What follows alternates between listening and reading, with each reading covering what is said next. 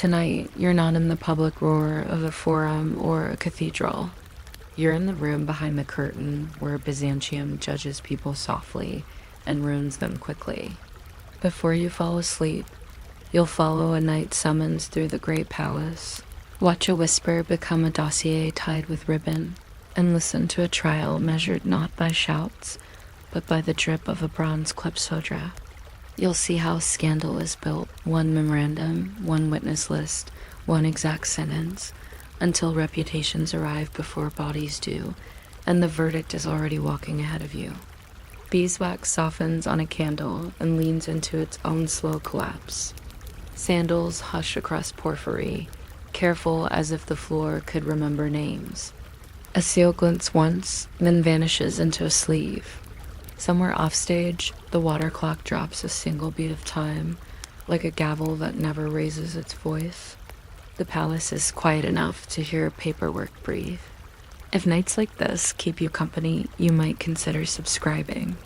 And if you share where and what time you're listening from, perhaps the next soft drip of the klepsydra will remember you there, half awake while Byzantium decides what can be said aloud in the morning. Because tonight's scandal doesn't begin with a shout or a confession. It begins when your name is spoken once, and everyone pretends it was always inevitable. You might not expect the fate of aristocrats, bishops, and bored courtiers to hinge on a candle burning in a back room of the great palace. But in Byzantium, a slowly collapsing pillar of beeswax could be the metronome of someone's ruin. The palace at night is quieter than you think. There are no shouting guards, only sandals whispering along porphyry floors and a water clock dripping somewhere offstage. This is not the public thunder of a forum or a senate. It is more like the inside of someone else's very elaborate dream, in which your name is spoken once very softly, and suddenly everyone pretends they have always known you were guilty of something vaguely embarrassing. Imagine the Chrysotriclinos, the golden audience hall of the imperial palace after dark. The mosaics on the walls do not sleep. Saints and emperors with long, calm eyes watch as a messenger in carefully uninteresting clothes walks across the floor. He carries a wooden tablet sealed with wax and wrapped in a ribbon that has absolutely no intention of being dramatic. He bows in the doorway of a bedroom, murmurs a title rather than a name, and hands over the summons. In Byzantium, privacy is often just stage design. The seal is impressed with the sign of the emperor or a high official, not because he has read the file in depth, but because someone closer to the bedroom door has quietly decided that tonight is the night in particular. Rumor deserves furniture and witnesses. The one who receives the summons rarely has time to rehearse outrage. They slip on a tunic, perhaps an outer cloak if the corridor is cold, and follow the messenger. Titles float in the air like dust motes: patricios, protospitherios, magistros. Rank matters mostly because it determines where each person will stand when the important people enter. In the hallway, the accused walks past mosaic panels of miracles and battles, all very uplifting scenes that are slightly undercut by the fact that at the end of the corridor lies a small room where other people's alleged evenings are about to be dissected with the tenderness of a tax audit. The door itself is controlled by eunuch chamberlains, who have spent years perfecting the art of looking unimpressed by any scandal involving bodies, since theirs have already been made into policy. They manage the schedule, the list of names, the level of lighting. In theory, the emperor might appear. In practice, it is often the parakoimonos, the official who literally sleeps near the emperor, who whispers which cases should move forward, which should fade back into rumor, and which should be quietly misfiled for another reign. Access in this world is not about loud opinions. It is about how close you are allowed to be when decisions are whispered. People are sorted not by innocence or guilt, but by how far they stand from the imperial bedchamber when the candles are counted. Along the walls sit scribes with reed pens and ink that smells faintly of vinegar. They will take no responsibility for what is said, only for the margins. Their job is to turn the messy, overheard life of Constantinople into a stack of neat pages. A confession is not a confession until it has a heading, a date, and a space left for the name of a saint's feast day. Clerics hover just behind them, clutching their collections of church canons, ready to cite a rule about adultery written 200 years earlier for monks on a remote island and somehow still applicable to a bored noblewoman, a handsome deacon, and a staircase that everyone will now pretend has always been suspicious. The first form of evidence is always the whisper. A rumor wakes up in a bathhouse, in a market, in the queue for communion, and then tries on more respectable clothes. Someone mentions it to a cousin who happens to serve in the palace guard. Someone else mentions it during a lull at dinner, when the gravy has cooled and people are looking for something conversationally warm to poke. Eventually, the story is repeated in the presence of a man who owns a box of seals. And that is when it begins to grow furniture. A memorandum is drafted. Names are written down carefully, leaving space for corrections because people often remember more details after they realize a detail might be worth something. Soon there is a bundle of papers tied with a ribbon. It lists times, places, doorways, and occasionally a piece of furniture that has somehow become suspicious by association. Byzantine records can be oddly specific about chairs. The chair by the second window, one might read, near the lamp.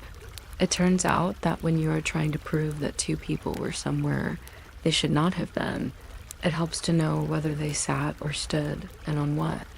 The bundle grows heavier with every witness who thinks that a little embellishment will help the truth along. Someone thought they merely gossiped in a corner. Now they appear in neat ink as the third witness, the laws that will eventually receive. This bundle are a layered quilt of church rules and civil codes. The canons, those solemn decisions from councils long past, care about sin in a very careful, almost architectural way.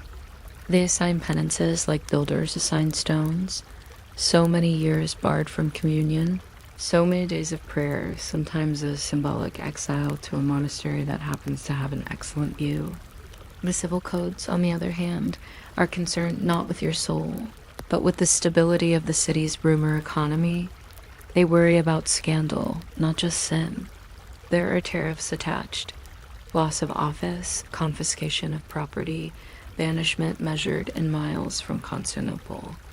It is a little like modern employment contracts that are much more detailed about non-disclosure agreements than about personal enlightenment. Because of this dual legal system, the same evening can be judged twice, once for what supposedly happened and once for who heard about it. Adultery itself is one offense. The public knowledge of adultery is another, sometimes worse. The laws have edges on both sides. They cut into the private behavior and into the public noise. Titles cushion the blow until they don't. A nobleman might find that his rank first spares him a flogging and then, in a twist, makes his case interesting enough to merit an example-setting exile.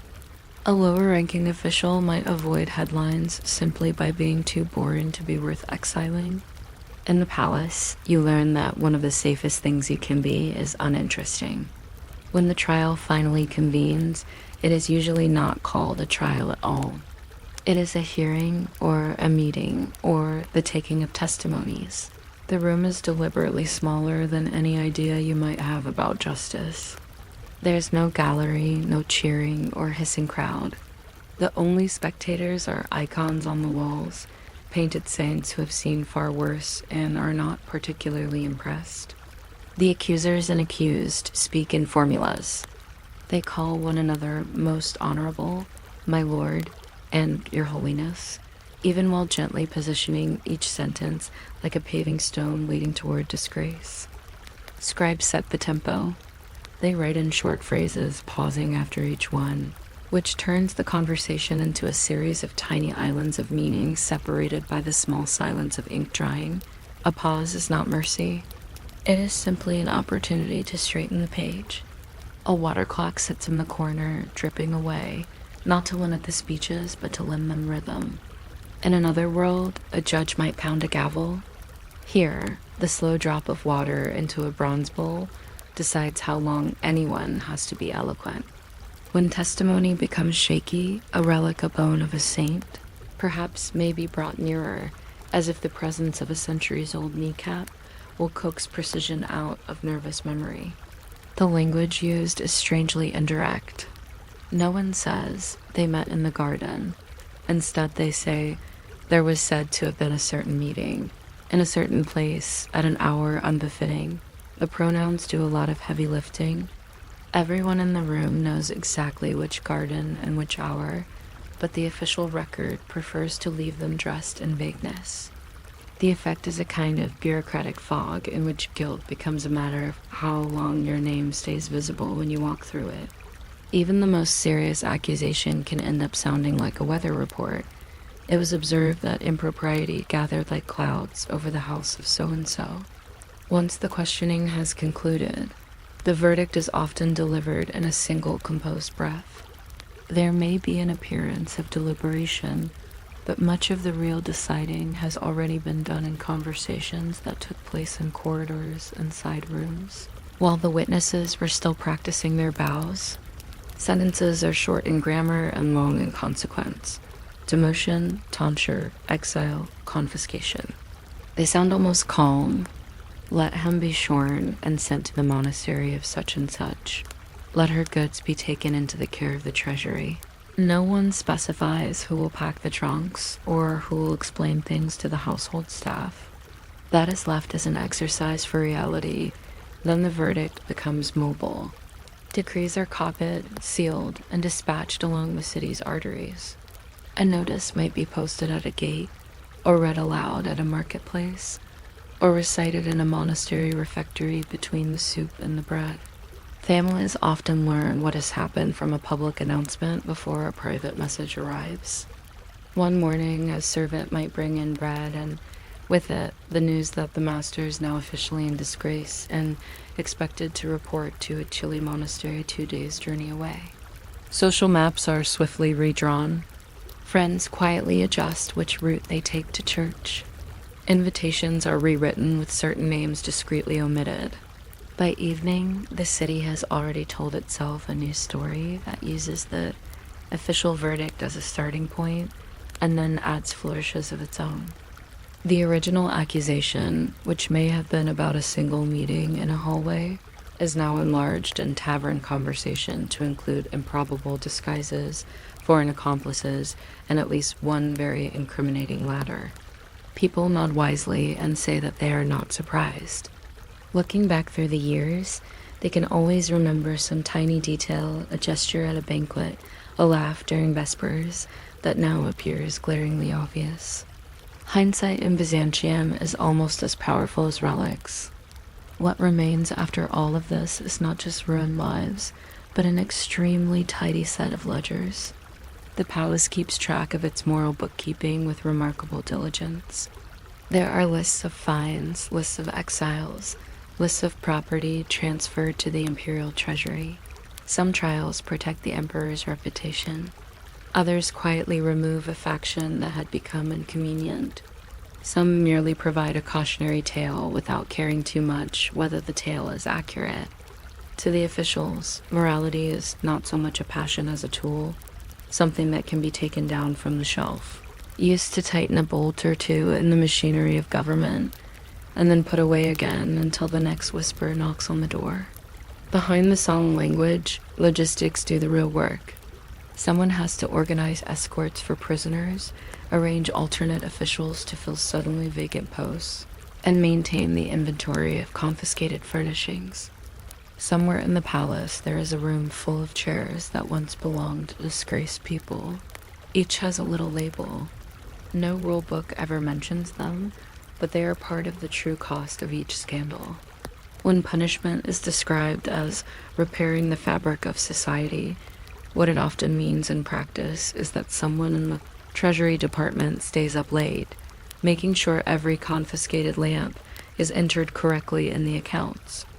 If you look closely, You can see an economy of shame operating alongside the economy of coins. Publicly, the trials insist that sin carries its own weight. Privately, officials calculate how much disgrace the system can afford at any given time. Too many high-profile cases make the regime look unstable. Too few, and people might begin to suspect that rules are just decorative. So scandals are managed like a careful budget. Now and then, a prominent figure is allowed to fall spectacularly to keep everyone else moderately nervous. Smaller cases are settled more quietly with a memo, a short exile, or a posting to a distant theme where the most scandalous thing is likely to be an argument about sheep. For the historian, what survives of all this is paperwork. Bundles of parchment, notes in the margins, occasional scribbles of irritation from clerks who have had to copy the same formula 7 times in a row. We read about lives turning upside down in sentences that never raised their voice. X was deprived of his rank. Y was to reside henceforth in the monastery of Z. There is no exclamation mark, no underlining, just the slow, steady handwriting of someone who knows that tomorrow will bring another case and another bundle tied with ribbon. If anything, the documents seem more interested in the precise height of the window or the location of the lamp than in the inner turmoil of the accused. And so, if you ever find yourself reading about these Byzantine sex scandal trials late at night, it can be oddly soothing. The stakes were high for the participants, yes, but the rhythm of the process, now safely in the past, is repetitive and almost hypnotic. Whisper becomes memorandum, memorandum becomes bundle, bundle becomes hearing, hearing becomes decree. Names appear, are underlined, are crossed out, are written again in a different margin. Every sentence has a place where the clerk left his pen for a moment to blow gently on the ink. The ancestors of modern bureaucracy were already at work, calmly turning human embarrassment into lines of black across a page. If a verdict seems harsh, you can watch it slowly cool as it moves from the hot center of the palace to the cooler edges of the empire. Exile to a monastery that once sounded like a thunderclap begins to resemble a reluctant retreat to a quieter life with regular meals and a view of the sea. Property confiscated and given to the emperor may, in a later reign, be redistributed to yet another official, who will worry more about its maintenance than its origin story. Scandal, after all, has a shelf life, while cabinets and chairs and silver plates continue to need dusting. Some nights, in the great palace, the last candle burns down in the makeshift courtroom, and a eunuch chamberlain closes the door with a gesture he has done 1,000 times. The water clock is emptied, wiped, and refilled. The scattered ribbons are gathered, the wax seals put back into their box. A clerk straightens the stack of documents until the edges line up perfectly, as if alignment on the table might one day translate into order in the streets. Outside, the city mutters in its sleep, inventing tomorrow's rumors. Inside, the trial is over, but the ledgers are still open, waiting for the next quiet name to join the list. And you, listening in the dark, can let these carefully measured sentences drift past you like the soft footsteps of unseen courtiers crossing a marble floor. A whisper becomes a line of ink. A line of ink becomes a memory in a book you never have to finish. The creak of the door closes somewhere in the 10th century, and only the slow breath in your own room continues, steady and unremarkable, as if the whole empire of scandal and seals had existed only to lull you gently toward sleep. You might not expect a small stone box in a wall to behave like a sleepy little mouth that eats paper and quietly changes people's lives, but that is more or less what happened in Venice, where even a complaint could be filed with the calm confidence of a tide table. The city is already a kind of floating administration. Everything is numbered, stamped, recorded, and politely repeated. So when Venice decided it wanted anonymous accusations, tidy ones preferably, it didn't invent anything loud. It simply carved a face into stone, cut a slit for the letter, and let secrecy do the walking. If you're still awake in a few minutes, You can subscribe if you want. Or don't. I won't know either way. The Venetian government certainly would have liked to know, but that's their problem, and they have people for that. Picture the street at night, narrow, damp, and smelling faintly of canal water, wax, and yesterday's seafood trying to become tomorrow's regret. A lantern sways. Footsteps soften because the stones are slick and nobody wants to meet history by falling into it. Somewhere built into a wall is a carved mouth, sometimes a lion, sometimes a stern face with a displeased expression that suggests it has read far too many letters about neighbors. The mouth is called a boca de leon, a lion's mouth, and it has a slot like a fin sigh. You approach it with a folded piece of paper and the particular confidence of someone who enjoys being anonymous. Your message is short because you do not want to be recognized by your handwriting, and also because you are Venetian, and the humid air does not encourage long essays. You slide the paper through the slot and feel, briefly, like you have mailed a thought into a stone stomach. Inside the government, there are rooms that exist entirely to receive this kind of paper. Not because Venice is uniquely paranoid, although it does have an enthusiastic relationship with paranoia, but because it was organized. The city's rulers loved structure the way other people love music. Councils nested inside councils. Committees watched other committees watching other committees.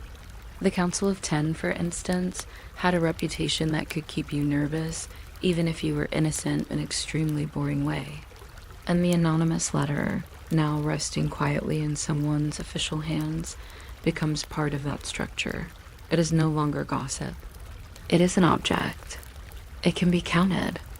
The first person to touch your piece of paper might not be the powerful one. It might be a clerk with ink-stained fingers and the posture of someone who has been sitting for hours, learning the delicate art of making accusations look like administration. In Venice, the distance between "I heard something" and "the state will now investigate" could be as short as one hallway, provided your paper ended up in the right basket. There were rules, at least in theory, about what could be placed in certain mouths. Some were meant for complaints about tax fraud, smuggling, bribery, betrayal, or moral issues that were suspiciously political the moment they involved the wrong person. Some mouths were dedicated to specific magistracies, like a very early, very low-tech version of "please select a department." The letter is opened. The seal, if there is one, is not impressive because you are anonymous and not trying to show off. The handwriting is inspected, not in a dramatic way, but in a quiet, tired way, like someone looking at a grocery list and noticing an unfamiliar brand. Anonymous accusations had a complicated status in Venetian law and practice. The state liked information, but it also liked not being embarrassed by false information. So there were procedures. You could not simply accuse someone of treason because you were bored and wanted the city to have something to do. Well, you could, but Venice might make you regret it if they traced it back to you.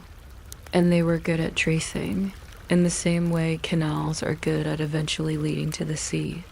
This is where the sleepy machinery begins, deciding whether the paper matters. The clerk reads it, then reads it again, because in Venice repeating is a form of caution. The accusation might be about smuggling salt, or hiding silk, or bribing an official, or meeting someone after curfew in a way that suggests both romance and the unacceptable possibility of political conversation.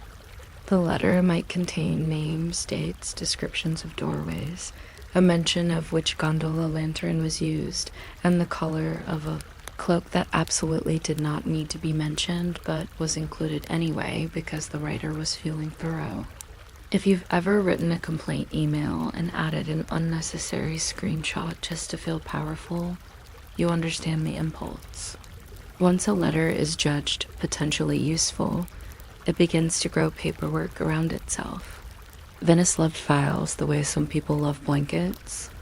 You start with one piece of paper and soon there is a dossier. A note is added.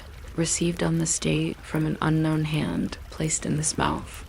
A second note is added.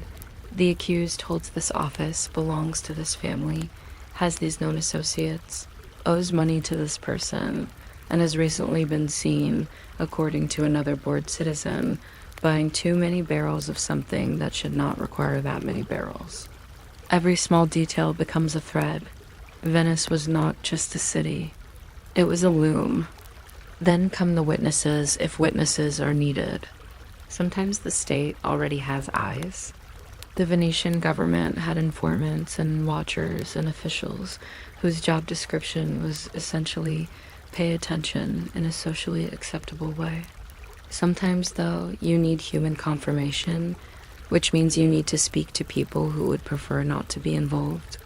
A witness list appears, quietly, one lamp at a time. Most witnesses do not come in with speeches. They come in with tired faces and a sense that they have accidentally wandered into a world where their casual opinions might now be recorded in permanent ink. The interrogation rooms are rarely dramatic. They are administrative. There is a table, a chair, perhaps a window that lets in light at an angle that makes everyone look slightly more guilty than they are. A scribe sits nearby, writing verbs, not emotions. You do not get to say, I felt uneasy. You get to say, I saw. Or, if you are being careful, I heard it said. The difference matters. Venice was very fond of the difference between seeing and hearing, because seeing is expensive and hearing is free. Hearing is also unreliable, which is inconvenient because it is most of what people do.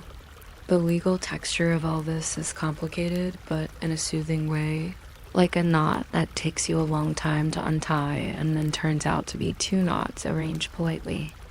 Venice had magistracies that handled crime, security, and moral regulation, and those categories tended to overlap because humans are all-purpose. Smuggling could be economic crime, but also political disloyalty if it involved foreign merchants and the wrong kind of silence.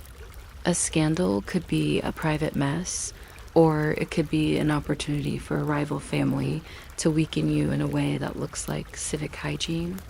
The state liked to present itself as calm and upright, like a marble statue that has never once been tempted by gossip. Meanwhile, it was collecting gossip in labeled drawers. At a certain point, the file begins to feel heavier than the original accusation. The letter becomes a seed that is almost forgotten once the tree grows. There are reports: who is seen where, who owns which warehouse, who rents which rooms, who has recently been promoted and now has the kind of enemies that come with upward movement. There are financial notes, unexplained wealth, odd purchases, sudden generosity. The Venetian state loved financial notes because numbers have the delightfully sleepy property of pretending to be objective. You can argue with a witness. It is harder to argue with a ledger, even when the ledger is lying in a charmingly bureaucratic way. And then, at last, there is the hearing, which in Venice is often less like a spectacle and more like a private conversation between the state and your future. The accused may not even know the full contents of the letter. That is part of the point. Anonymous accusations work best when you cannot confront your accuser because confrontation is messy. Venice preferred clean lines.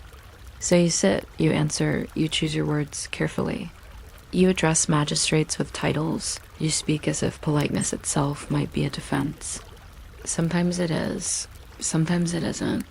The questions are measured, not because anyone is kind, but because measured questions give measured answers, and measured answers fit neatly into reports. It can feel, for the person being questioned, like being audited by a city. You may know you have done something merely minor. Perhaps you imported goods without paying a fee, or perhaps you met someone in a way that looked suspicious to someone who enjoys suspicion, but once there is a file, your minor action becomes a shape the state can hold. And if the state can hold it, it can also move it. The file can travel up the ladder of councils.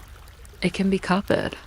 It can be summarized, missummarized, expanded, and eventually sealed with a calm piece of wax that does not care about your anxiety.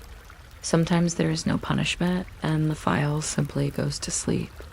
That is one of the most Venetian outcomes. Nothing happens, but the record exists. It is a quiet thread that stays in a drawer. It is a future lever. In modern terms, it's like an old screenshot someone saved and never used, but could if bored. Other times, there is punishment, and it arrives without drama. A fine, a demotion, a warning that is phrased like a polite suggestion but feels like a rope. Occasionally, there is a banishment, which sounds theatrical until you realize it often involves paperwork, boat schedules, and the depressing detail of which belongings are allowed to travel with you. And the most unnerving thing is how quickly the city adjusts. Venice is very good at daily life continuing. People still buy fish, priests still say mass, gondoliers still argue about routes as if routes are a moral philosophy. A punished official disappears from a certain corridor, and another official appears like a candle being replaced. The scandal becomes manageable. People pretend they always knew. People pretend they never knew. Both are useful. Meanwhile, the lion's mouth remains in the wall, quietly waiting. It is washed by rain, crested with saltire, and occasionally decorated by moss that no one assigned a clerk to remove. Its expression never changes. It has seen everything, and it has also seen an enormous amount of nonsense. It has eaten letters that were probably true, and letters that were probably written by someone who was angry about offense, or a romance or a business deal that turned out unfairly, as business deals often do when humans are involved. In the softer part of the story, if we can call anything involving anonymous accusations soft, which is already slightly optimistic, you notice the small comforts of bureaucracy. The state wants things to make sense. It wants the world to be legible. It wants even your private errors to have headings and dates. In a strange way, that longing for legibility is almost comforting to listen to now, from far away, because it is repetitive. Letter, file, inquiry, report, seal, signature, archive. It is a lullaby made of procedures. If you want, you can imagine holding one of those anonymous letters in your hand. It is thin paper, folded too many times. The ink is slightly blotched because the air is damp. The words are cautious, enough detail to sound believable, not enough detail to prove the writer was there.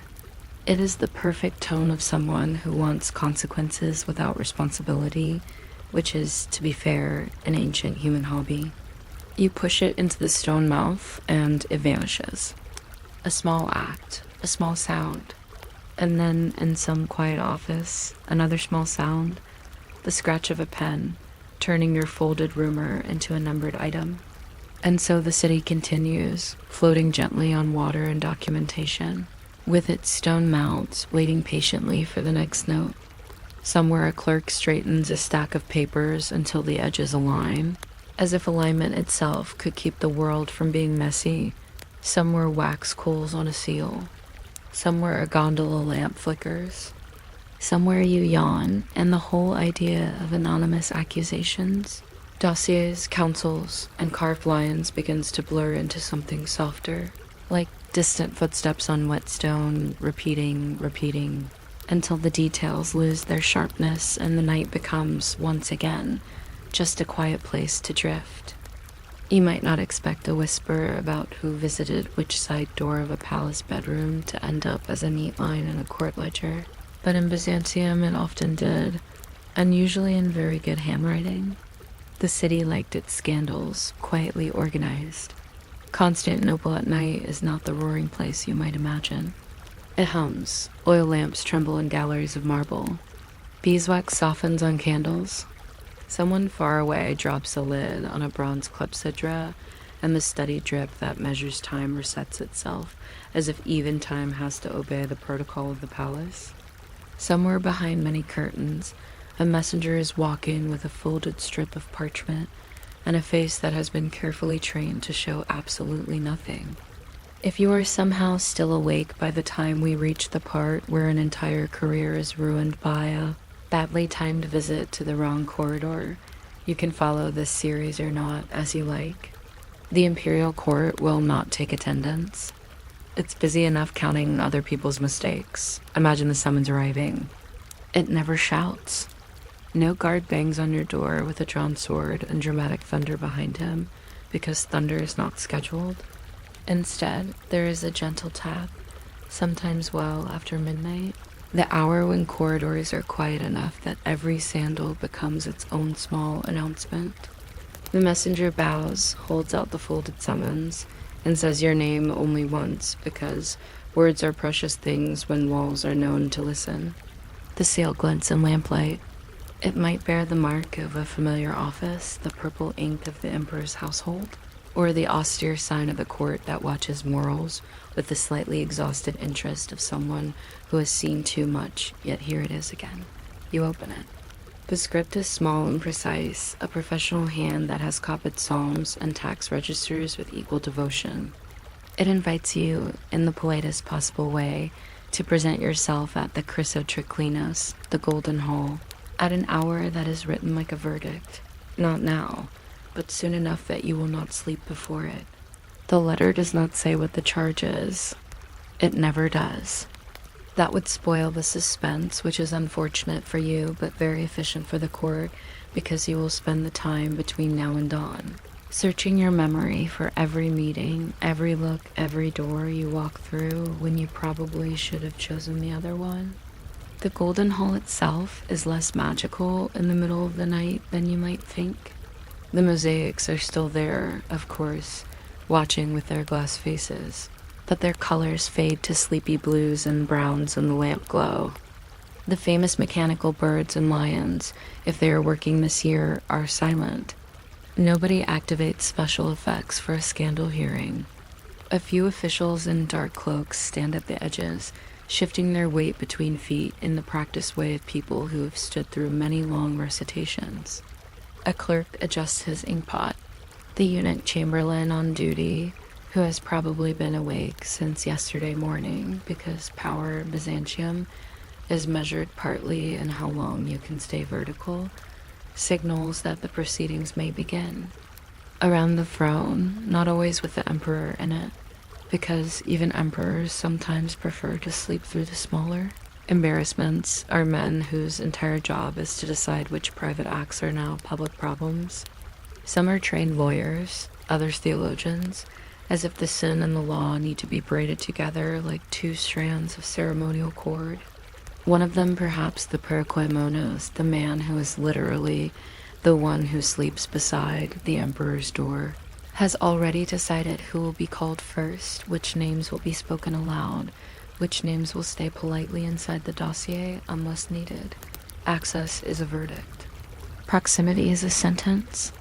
But before any of this, before a single accusation reaches the Golden Hall, there is the path from whisper to dossier.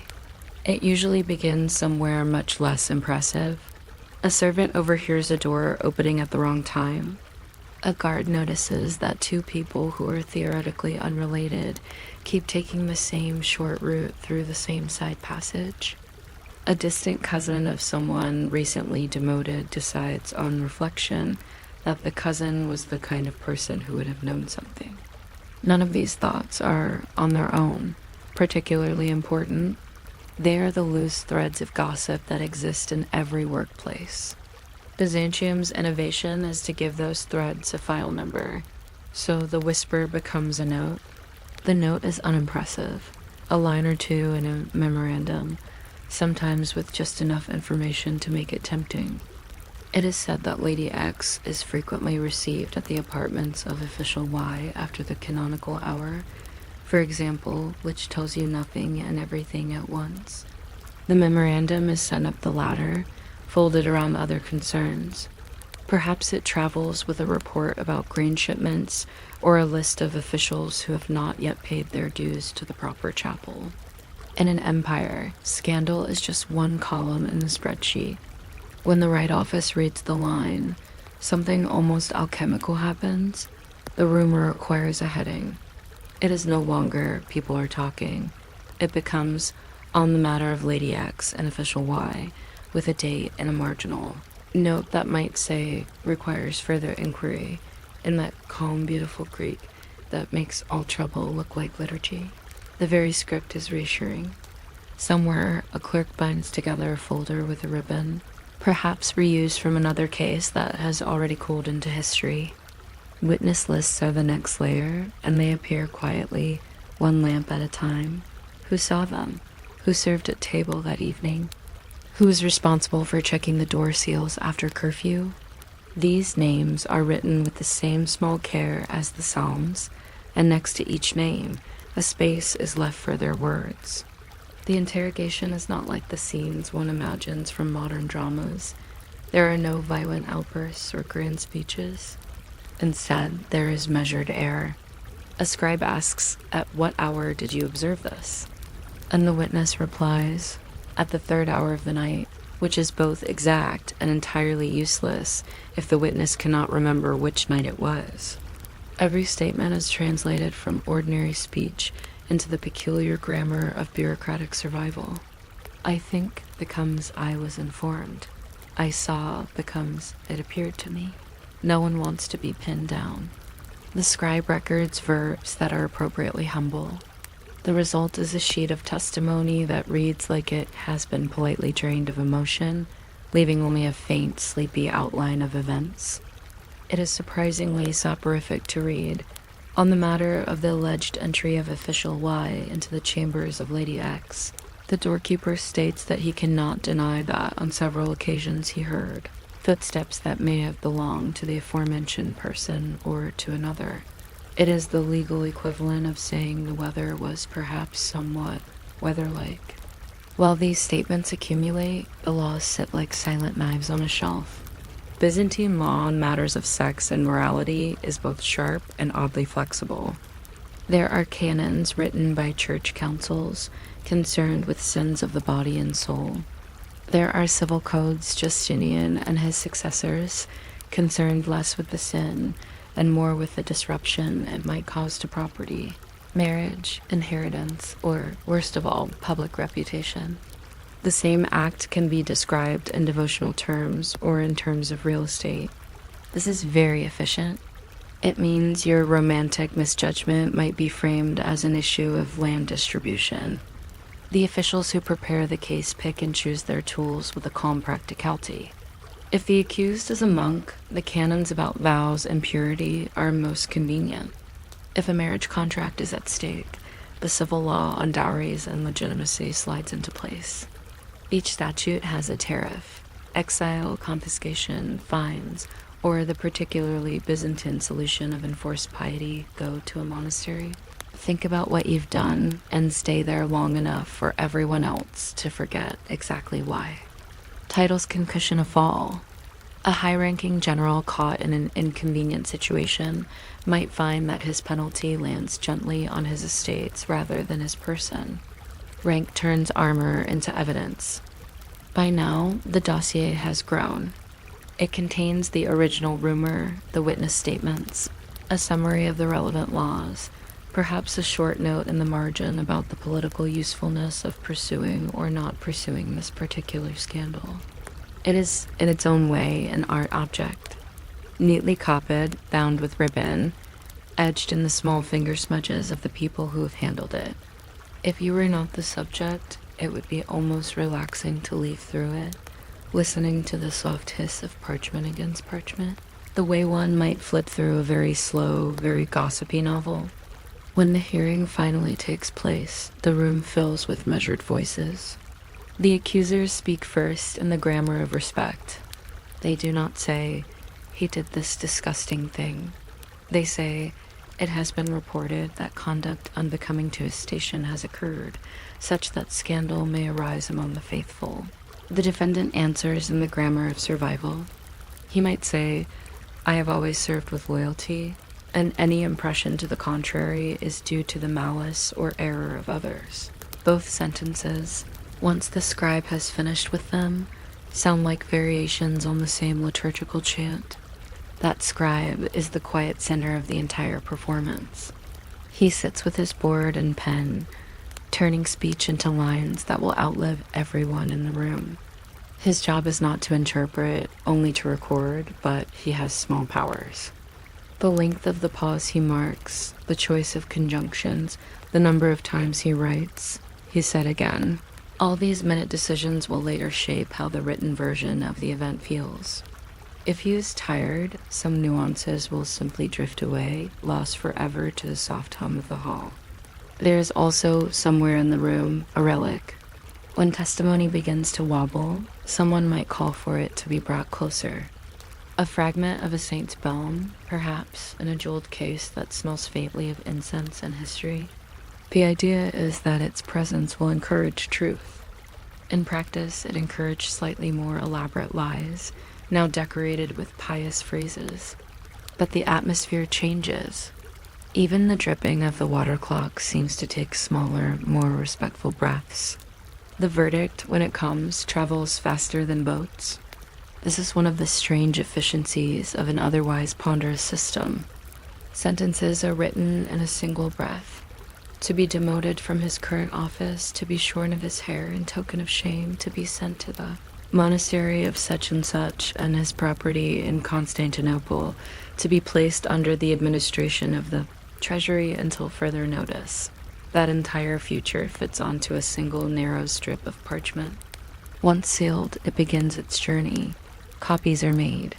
One goes to the gate where the guards will enforce the exile. One goes to the monastery with a cover note explaining that they have just acquired a new, slightly unwilling brother. One goes to the fiscal office, which will take an interest in the property with a level of attentiveness that might have been nice earlier when the accused was still a free man. One goes into the archive, where it will join its siblings, bound in volumes that smell of dust and long-settled ink. Families find out at dawn what happened at midnight. A relative goes to court expecting to meet someone for business and discovers their name has already disappeared from the roster. A servant arrives at a household with the formal notification and is met with the particular silence that follows the reading of bad news written in very good script. Within a day, neighbors have adjusted their stories. We always suspected something, they say, even if they did not. Of course, one must be careful, they add, even if they are not. Reputation, like wax, is reshaped while warm and then left to harden. The city absorbs the scandal surprisingly quickly. Constantinople has other things to do, trade ships to unload, theological debates to conduct, walls to maintain, relic processions to organize at inconvenient hours. A disgraced official is just another note in the background music. Some trials guard the throne by removing a potential rival or tightening the circle around the emperor. Some punish a faction, sending a message to anyone who thought morality and politics could be kept entirely separate. Some are simply warnings, written in human lives instead of ink, to the next ambitious voice that speaks too loudly at the wrong feast. From above, if you could float like one of the mosaic angels and look down at the whole system, it would seem almost soothing in its predictability. Scandal arises. Rumor is recorded. Dossier grows. Hearing is held. Sentence is written. Archive swallows another file. The economy of shame is carefully managed.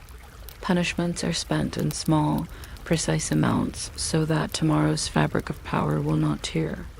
It is all very calm, very carefully measured. A slow drip of discipline keeping the great machine from overheating. For those inside it, of course, it is less relaxing. But we are not inside it. We are watching from a safe, sleepy distance, where eunuch chamberlains and theologian judges become small figures, moving paper around like pieces in a meditative game. You can focus, if you like, on minor details. The way a clerk might stack his tablets by color. The faint squeak of a stylus on wax before the fair copy is made in ink. The way a candle guttering at the wrong time can smudge a decisive word, requiring the whole line to be rewritten. These are the things that occupy real time while empires decide the meaning of a closed door. When everything is over, the court returns to its other business. New cases, new petitions, new requests for favor. The hall is swept. The wax strips are scraped from the floor. The dossiers from this round of scandal are placed on a shelf where they will sit, wrapped in their ribbons like slightly disappointed gifts. The people involved move on to exile, to retirement, to carefully managed penitence. Some perhaps quietly return after a respectable interval, because politics is forgetful when convenient.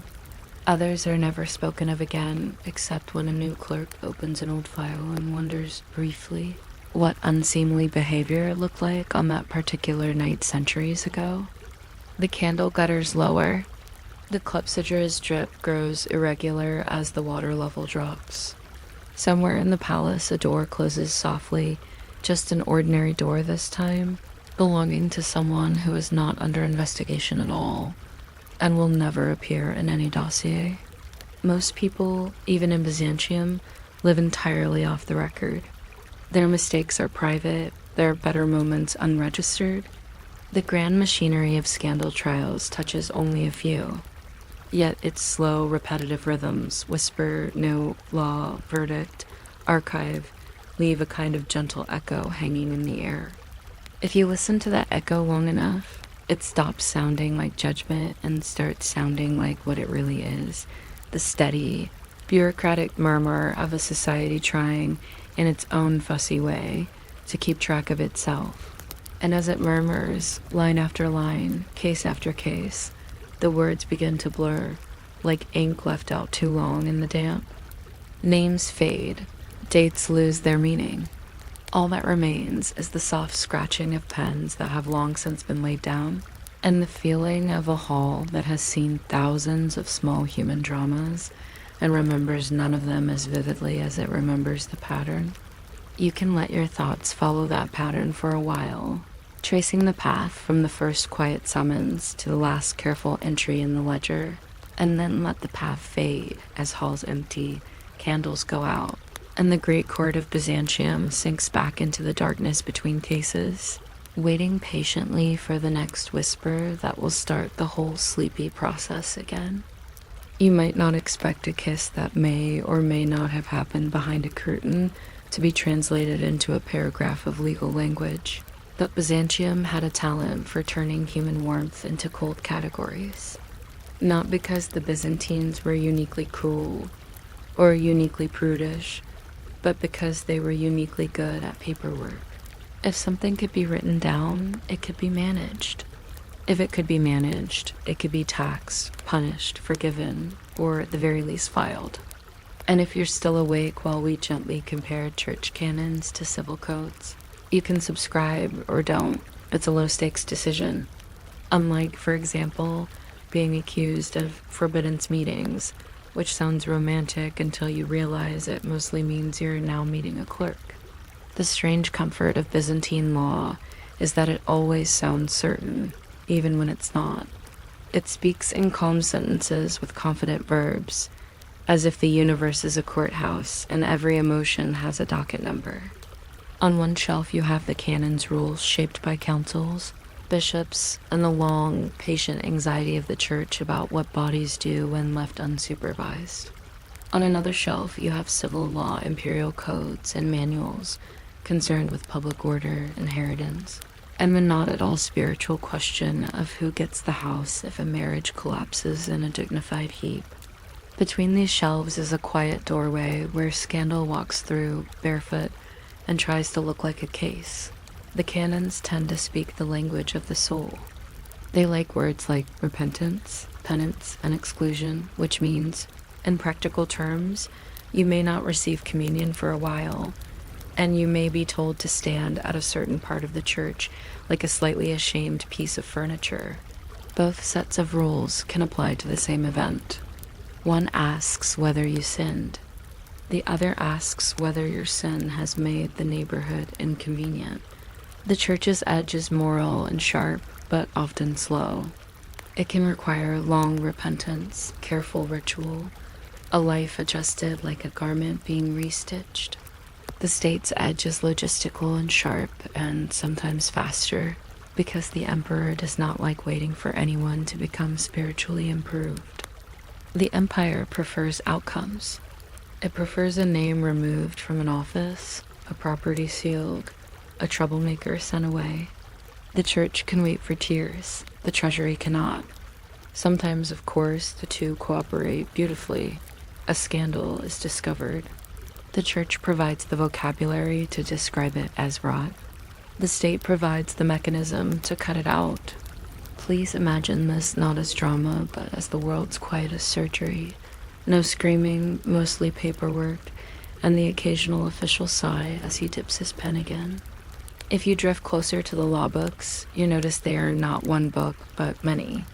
Byzantium inherited thick Roman legal traditions, Justinian's compilations, later summaries and reworkings, practical handbooks for officials who do not have time to read everything, and the great habit of updating old rules while pretending they were always like this.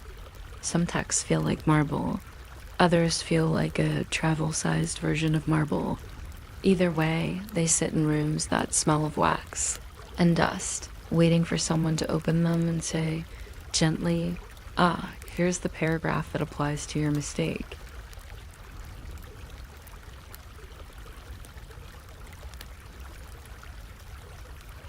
Not a good comfort, perhaps, but a comfort. It is like discovering that your anxiety has a user manual. Adultery, flip, seduction, flip, forbidden meetings, flip, wearing the wrong seriousness in the presence of the wrong person. That last one is not a chapter, but you feel it should be.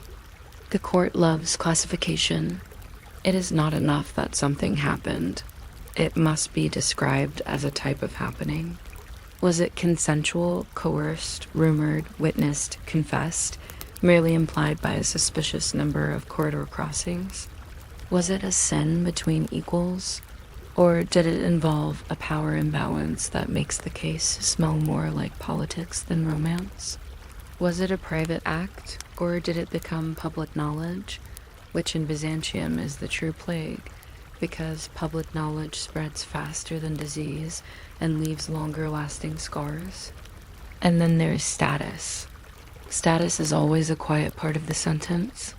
The same act looks different when done by different people. A high official has weight. When he falls, he breaks more tiles. A monk has vows. When he breaks them, the language of betrayal becomes available, which is deliciously useful to anyone trying to make an example. An ordinary person, if they are unlucky enough to appear in the court at all, is treated like a small object caught in larger gears, noted, moved, perhaps crushed, and then forgotten.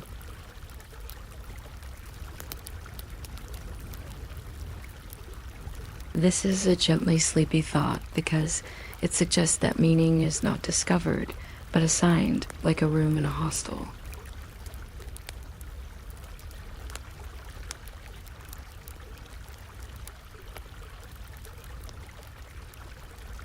It's not sinister in a theatrical way, it's mundane. It is the same way a modern office decides which email thread is the real one. Byzantium just does it with marvelously expensive curtains.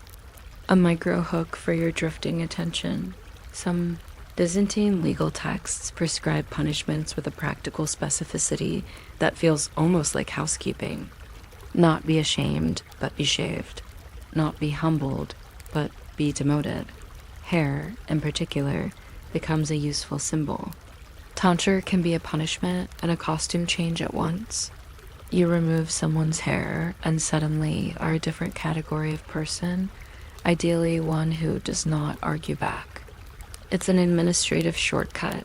Turn a scandal into a monk, and you have both punished the body and relocated the problem. Exile is another favorite tool. Not dramatic exile to the edge of the world with wolves and storms, but administrative exile to a place far enough away that your name stops circulating at court.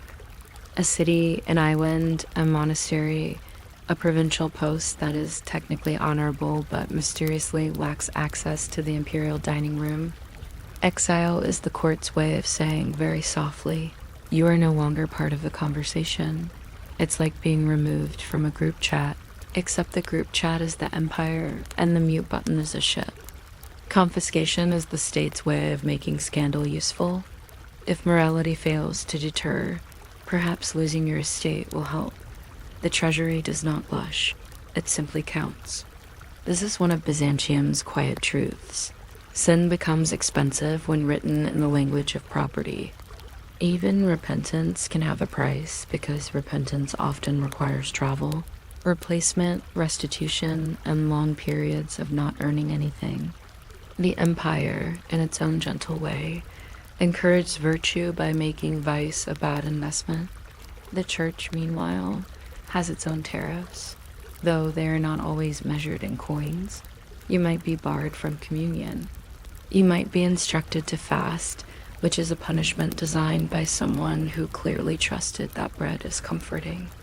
You might be told to do prostrations, which is a kind of spiritual exercise program that nobody asked for. The logic is not to destroy you, but to reshape you.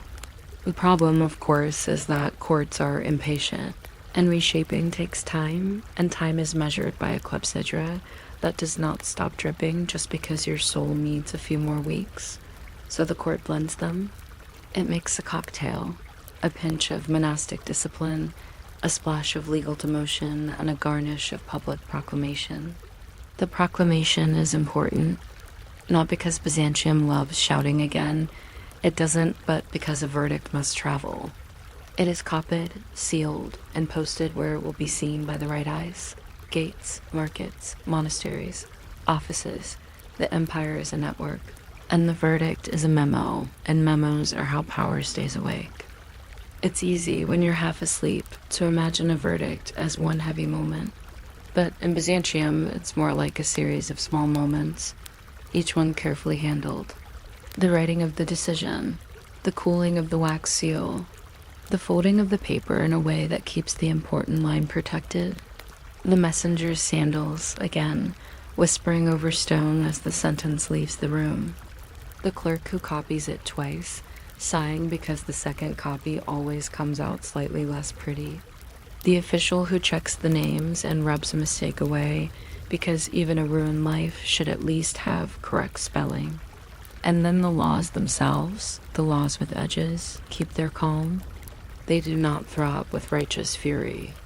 They sit there, waiting for the next human story to be translated into their vocabulary. This is the part that can make you smile, softly, and then yawn. The law is patient. The law is terribly patient. It is like a cat that knows you will eventually drop something.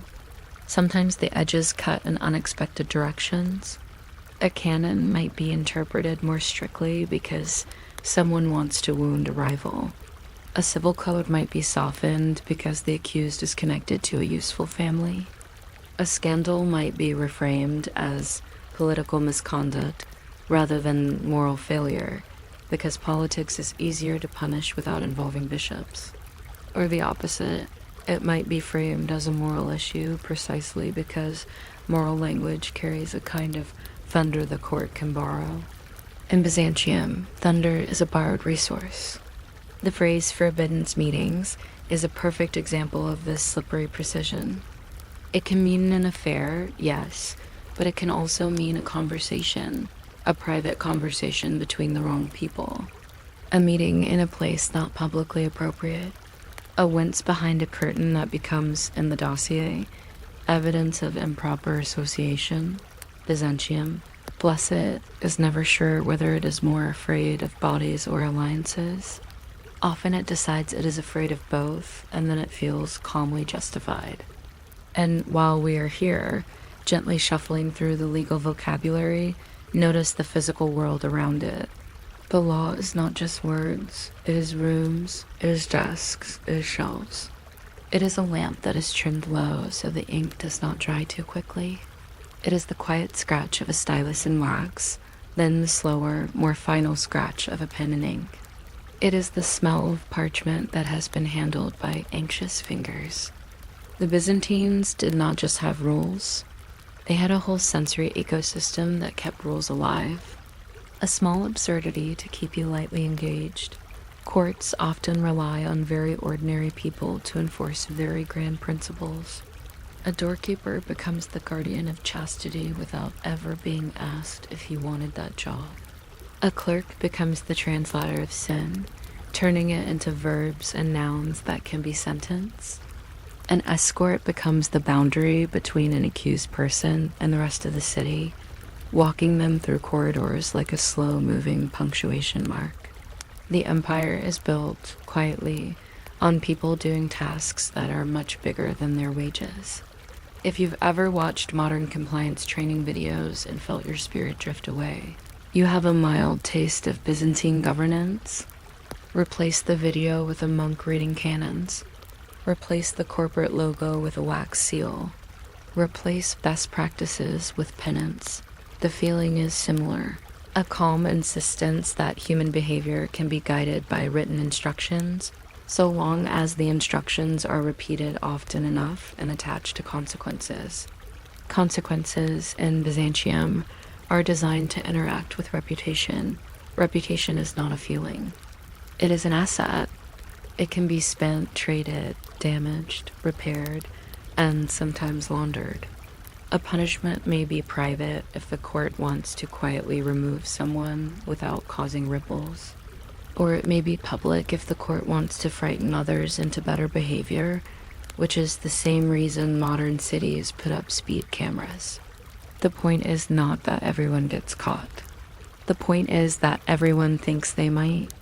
And then there is mercy, which is not an opposite of punishment, but a tool within it.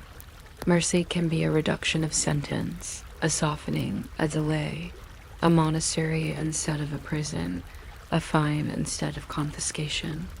Mercy can be granted for sincere repentance, or for convenient alliances, or for the simple reason that the court is tired and would like this case to stop taking up table space. Mercy in Byzantium can be holy. It can also be administrative. Sometimes it is impossible to tell which. When the court uses both canon and code, it creates a verdict that feels like it has two voices speaking at once. One voice says, "This harms the soul." The other says, "This harms the state." The combined voice says, "Therefore, you will no longer have your office, and you will also be instructed to fast." It is oddly thorough, like being grounded by your parents and also assigned homework by your teacher in the same conversation. You can almost hear the officials thinking in patterns they've used before. This is not new. This is never new. There have been scandals before this one, and there will be scandals after. The law books don't change quickly, but the names inside them do. The court does not get emotionally involved. It gets procedurally involved. It cares deeply about sequence, who spoke first, which testimony is copied where, whether the oath was sworn correctly, whether the relic was present, whether the defendant bowed at the right time. Byzantium loves posture. Even truth has posture here. And once the posture is correct, the edges do their quiet work. A man who was once called most illustrious becomes formerly holding office. A woman known at court becomes the aforementioned, reduced to a grammatical shadow. A household loses its patronage. A friend learns to cross the street sooner. A cousin learns not to mention a name, even casually, even while chewing bread, because bread is innocent and names are not. In the aftermath, the empire returns to the soft hum of its daily life, and the law books slide back into their silence. They do not gloat. They do not celebrate. They simply wait, like closed eyes that can open at any time. The canons remain sharp with the same moral seriousness as always. The codes remain sharp with the same administrative calm. The edges remain on both sides, not because the Byzantines enjoyed cutting people, but because a state that runs on proximity and rumor needs rules that can bite. And if you let your mind loosen its grip now, you can imagine the last details of the case settling into the archive, the ribbon tied, the seal cooled, the ink fully dry. The lamp is turned down until the room looks softer. The clepsydra continues to drip because it always does. And somewhere behind a curtain, another whisper begins forming. Not yet a crime, not yet a sin, just a small human sound waiting to become a line of text, and then another, until the law, patient as ever, slowly opens its book again. You might not expect a trial to sound like someone reading a shopping list in a chapel, but that is often the mood of it in Byzantium. Not the drama of a crowded hall, not the roar of a verdict, just the careful rhythm of voices that know they are being recorded. And the quieter truth is this: in a palace court, sound is a kind of evidence all by itself. A sentence spoken neatly can feel true in the way a straight line feels correct, even if the line is politely drawn around the messy parts. So you step into the room and you notice almost immediately that the room is not impressed by you. The mosaic floor has seen better shoes. The icons have seen better excuses. Somewhere nearby, a candle makes that soft, steady attempt at being eternal, even though everyone knows it will eventually sulk into a puddle. The air is measured here, measured by etiquette, measured by hierarchy, and if you listen for it, measured by water. There is a clepsydra somewhere, a bronze one if the court is feeling wealthy, dripping with the calm insistence of a device that cannot be bribed. It doesn't care about rank. It doesn't care about tears. It simply turns minutes into drops. If you're still awake while a water clock does its quiet work of keeping everyone honest, you can subscribe. Or don't. The court will continue without you. And that, in a way, is the entire vibe. Byzantium is very good at continuing. The voices begin in the grammar of respect. Nobody says anything. They state, they testify, they affirm. Even a simple denial can arrive dressed in ceremonial language, like a small truth wearing a heavy cloak. The accuser's words are shaped to sound responsible because irresponsibility looks suspicious when written down. The defendant's words are shaped to sound stable because instability is often treated like guilt's little cousin. They are not really speaking to each other. They are speaking to the page. They know the page is the one object in the room that will outlive everyone's mood, and the page is hungry. The scribes keep pace with the hunger. You don't always see them at first because they are trained to be part of the furniture, quiet, angled, useful. They record verbs, not adjectives. He entered. She met. They exchanged. He promised. She denied. The verbs march like sandals on stone. Adjectives are risky. Shameless is an opinion. Present is a fact. Byzantine courts, when they're behaving, prefer facts that can be carried like a sealed jar without sloshing. This is where the measured air becomes almost funny in a soft way. You can watch human panic trying to squeeze itself into polite syntax. Someone with a trembling voice will still begin with a formula. Someone who is obviously terrified will still call the judge most honorable and will still bow at the correct moment, because even fear in Byzantium is expected to have manners. It's like watching someone apologize via email while their house is on fire. Crisp formatting, catastrophic content. There's often no audience, not in the way you imagine. Not a crowd of townspeople leaning forward. This is not designed for public entertainment. This is designed for controlled outcomes. Instead, the audience is made of objects. The seal on the table, the law book nearby, the icon in the corner, the relic that waits like a silent supervisor. These objects do not react, which is honestly a relief. People are exhausting, icons are steady. An icon will not gasp. It will not murmur. It will simply keep looking at you with that calm expression that says, gently, I have seen worse, and I will see more. The clepsydra sets the length of courage.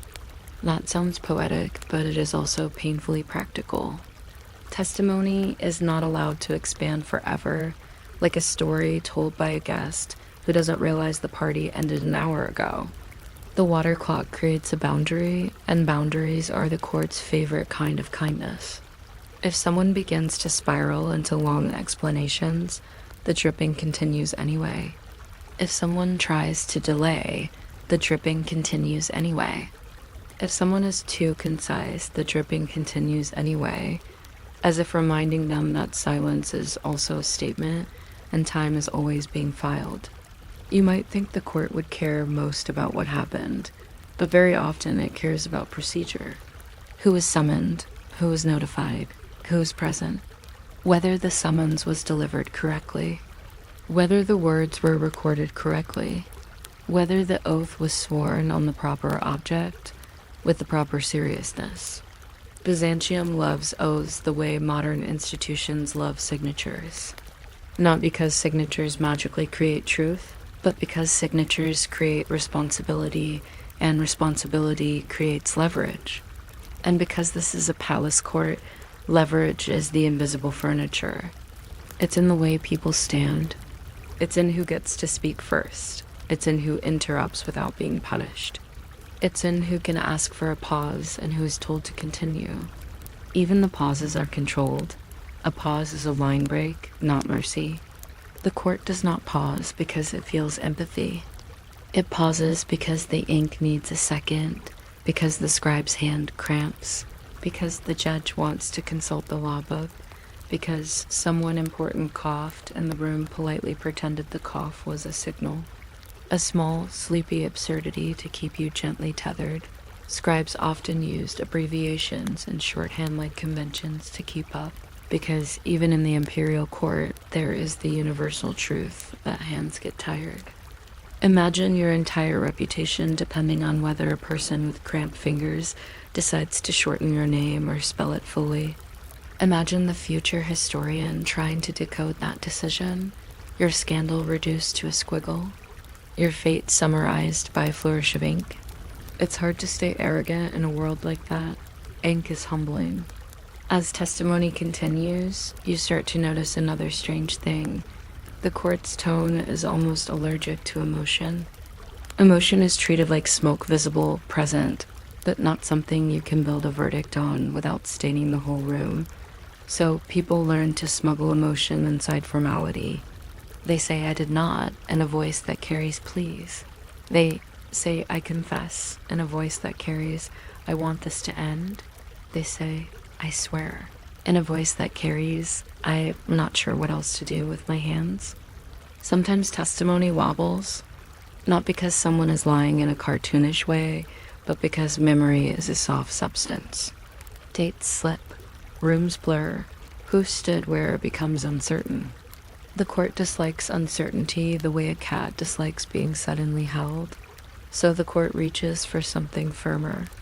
A relic is brought closer, not to create truth out of nothing, but to stiffen the atmosphere, to remind everyone that words have weight here, and that the weight is not purely legal.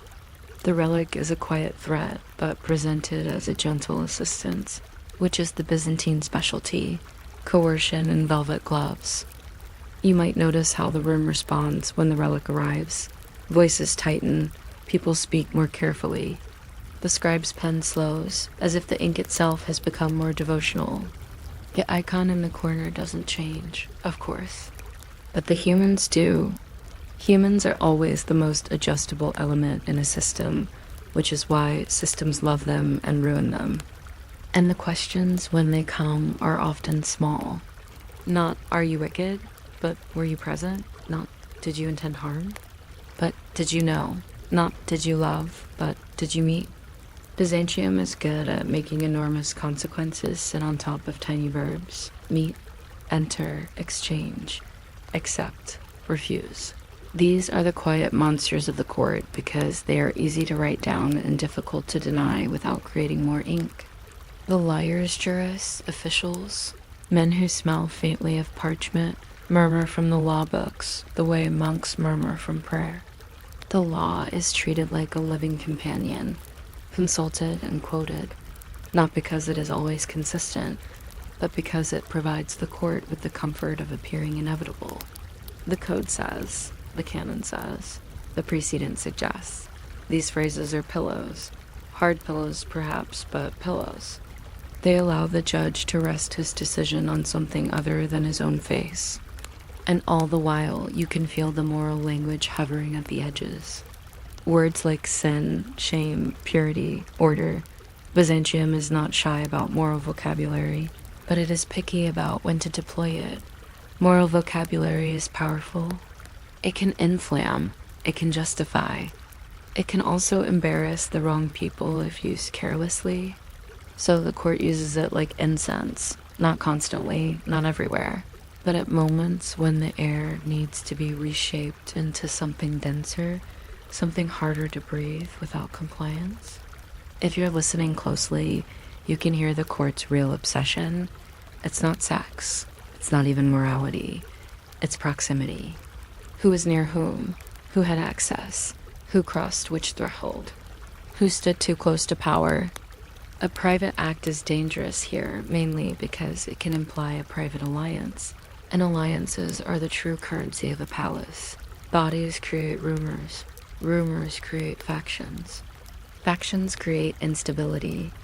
And instability is the one thing the Empire cannot allow to look casual.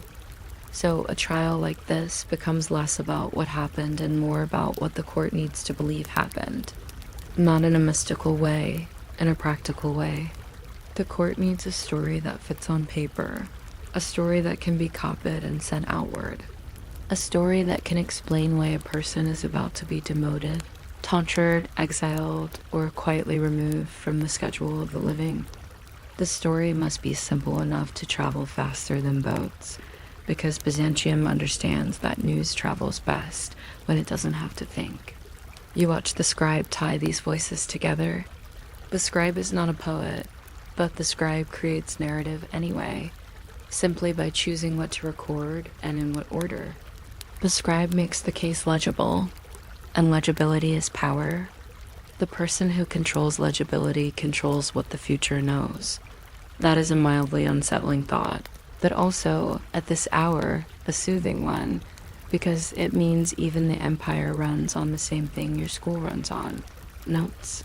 Someone took notes, therefore it happened. Someone did not take notes, therefore it almost didn't. The clepsydra drips, the candle shortens, the room stays cool, and gradually the voices begin to sound tired, which is the most honest thing about them. The defendant's grammar of survival starts to fray at the edges. The accuser's grammar of respect becomes repetitive because respect is easier to sustain than content. The judge's attention becomes a resource that must be managed. In a palace, attention is always managed. Even justice has to be scheduled. And then, very quietly, the court starts to behave as if the verdict already exists. This is another soft absurdity. Trials often feel like performances of inevitability.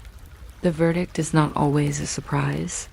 The process is the Empire's way of making the verdict look deserved, look clean, look like it grew naturally from evidence rather than being planted like a tree in a courtyard overnight. The Empire is careful about appearances because appearances are a form of stability. The Empire never wants to look like it's improvising, even when it definitely is. So the last questions arrive like the last drops of the clepsydra, steady, unromantic, unavoidable. The scribe's pen scratches out the final verbs. The relic is moved back to its place. The icon continues to watch without comment.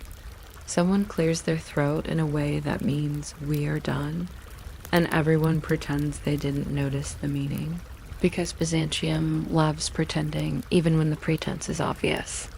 And as you step back out into the corridor, the air feels different, not freer, just less measured. The palace continues. The scandal continues, but now it continues as text. You can almost picture the dossier being tied with ribbon again, sealed again, carried again. The voices you heard will become a bundle. The bundle will become a decision.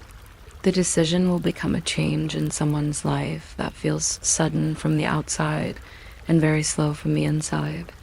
The candle in the room gutters behind you. The water clock keeps dripping somewhere because time has no interest in verdicts. And the palace, half asleep and fully awake at the same time, lets the ink settle into dryness, as if the quietest part of power is always this words cooling on paper, while the rest of the world keeps moving softly past the door. A verdict in Byzantium rarely arrives like thunder. It arrives like paperwork that has finally decided what shape it wants to be.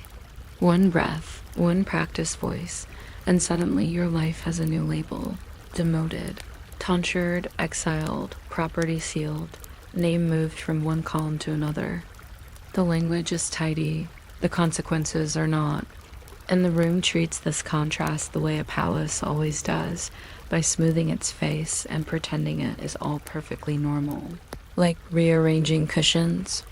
You notice how quickly the court shifts from speaking about things to speaking as if they are already finished. The sentence is announced, and immediately the empire begins to behave like a clerk closing a drawer. A seal appears. A list is checked. Someone steps forward not to argue, but to receive instructions, like a messenger receiving a route.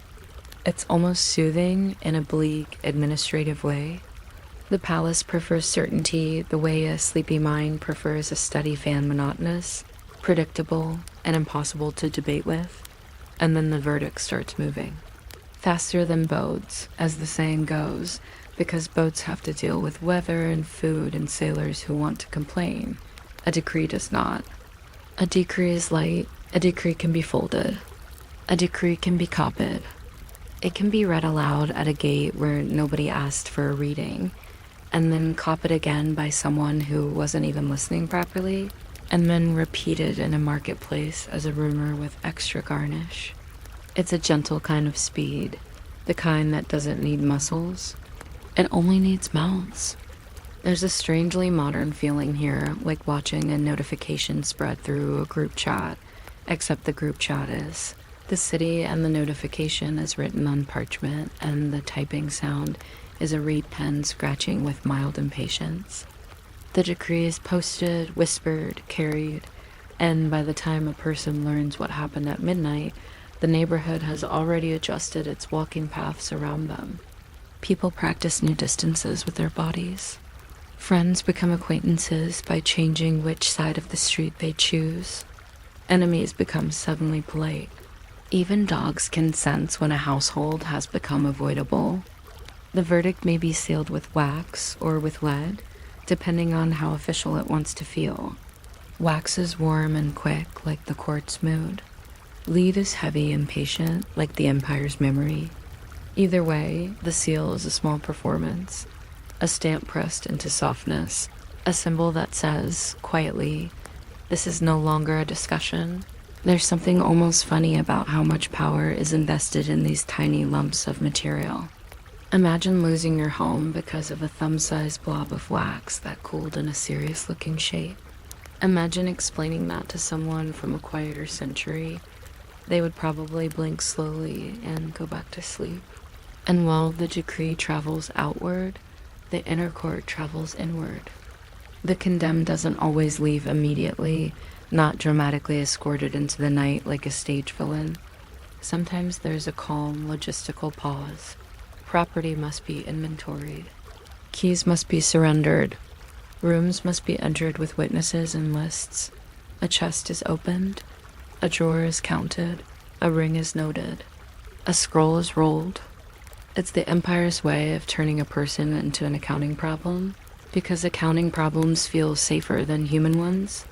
You can picture it: an official with a small knife for cutting wax, a clerk with a cord for tying documents in escort, whose job is mostly to look like the kind of person you shouldn't argue with. They do not shout, they do not rush. They do the slow violence of formality. The possessions are handled carefully, not out of kindness, but out of procedure. Even confiscation has etiquette. And then there's exile, which sounds romantic until you remember it often begins with packing badly. Exile is not always a ship in a storm. Sometimes it is a cart. Sometimes it is a list of where you're allowed to stop. Sometimes it is the dull inconvenience of being told you may not sleep in the city you used to call home. Byzantium can ruin a life with the same energy it uses to schedule a ceremony. Efficiently, quietly, and with a surprising number of seals. A demotion is its own kind of exile. It removes you from nearness.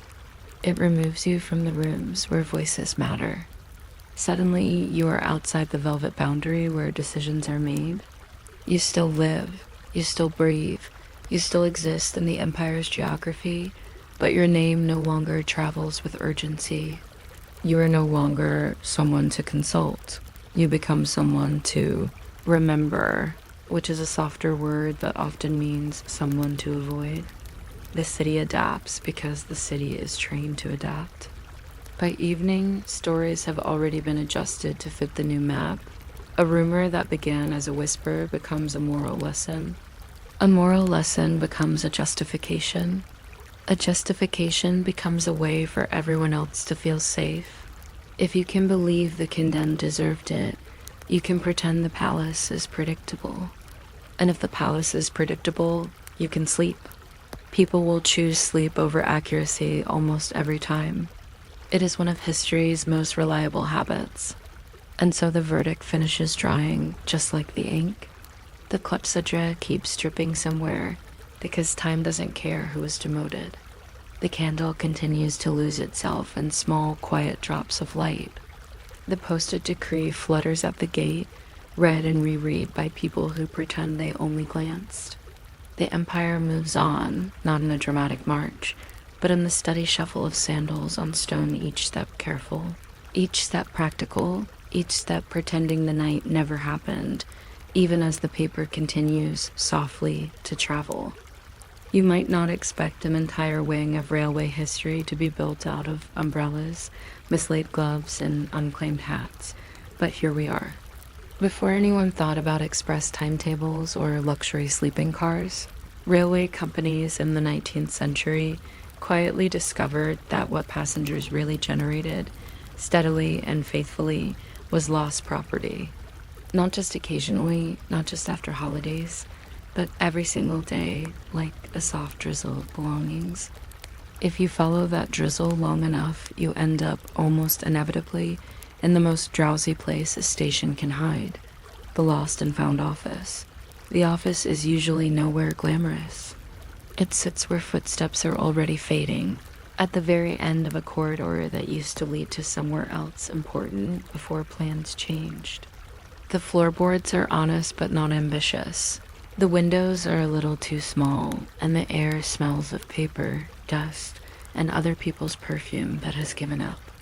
In London, Paris, Vienna, even in small junction towns with names you only see on tickets, the story is similar. Someone decided that all the umbrellas and parcels and single boots needed a home. So they wrote a regulation, and after that the objects just kept arriving. Clerks followed. Shelves followed the clerks, catalogs followed the shelves. And time, which is what trains were supposed to conquer, slowed down in these rooms until it barely bothered to move. Somewhere early in this slow process, a railway director realized that the accumulation of lost goods was not just an inconvenience, but a pattern. Reports from station masters piled up. One knitted scarf blue, 2 walking sticks of unequal length, 1 cage containing no bird. The director ordered that all items should henceforth be recorded in a central ledger, with numbers instead of adjectives. The first page of such a ledger is usually very hopeful. The handwriting stands straight, the ink is dark, and someone has underlined the word inventory with the kind of enthusiasm that assumes things will stay tidy. They never do.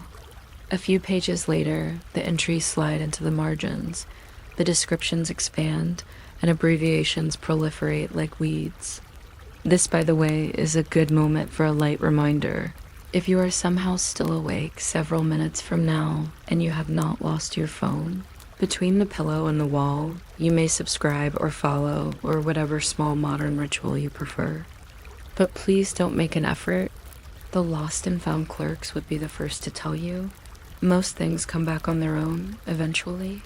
If you open one of those ledgers at random, the details are almost aggressively ordinary. No, 473.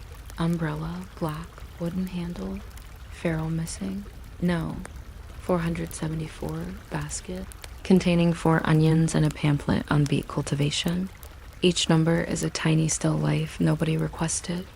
The clerks who learn to write umbrella dozens of times a day without thinking about rain develop a private vocabulary for boredom. Some underline nothing, others underline everything.